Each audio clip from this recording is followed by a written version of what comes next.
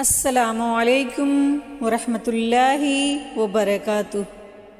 سورۃ الفجر۔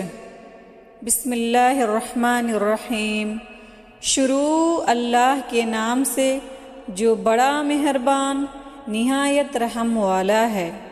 فجر کے وقت کی قسم اور ذی الحجہ کی ابتدائی 10 راتوں کی قسم اور ہر جوڑے اور فرد مخلوق کی قسم اور رات کی قسم جب وہ گزر رہی ہوتی ہے، کیا عقل والے کے لیے اس میں کوئی قسم ہے؟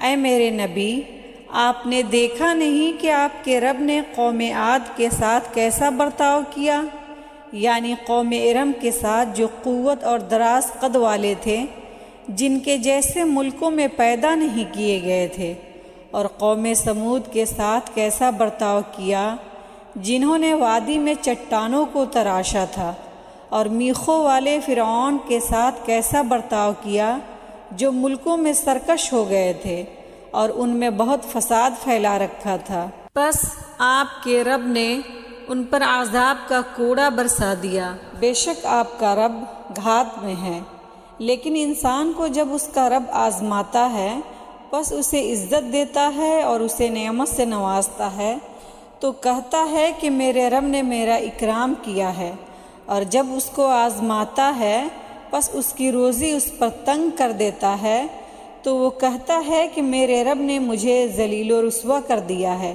ہرگز نہیں، بلکہ تم یتیم کی قدر نہیں کرتے ہو اور مسکین کو کھانا کھلانے پر ایک دوسرے کو ابھارتے نہیں ہو، اور وراثت کا مال سمیٹ کر کھا جاتے ہو، اور تم لوگ مال سے بہت زیادہ محبت کرتے ہو۔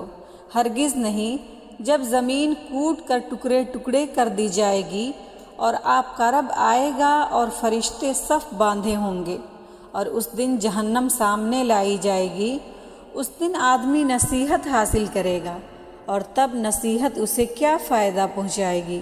وہ کہے گا کہ اے کاش میں نے اپنی اس زندگی کے لیے نیک اعمال پہلے سے بھیج دیا ہوتا۔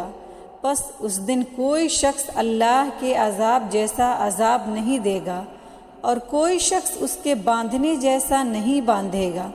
اے ایمان کی وجہ سے مطمئن جان، تو اپنے رب کے پاس لوٹ چل، درا حالانکہ تو اس سے راضی ہے، اس کے نزدیک پسندیدہ ہے۔ پس تو میرے مقبول بندوں میں شامل ہو جا اور میری جنت میں داخل ہو جا۔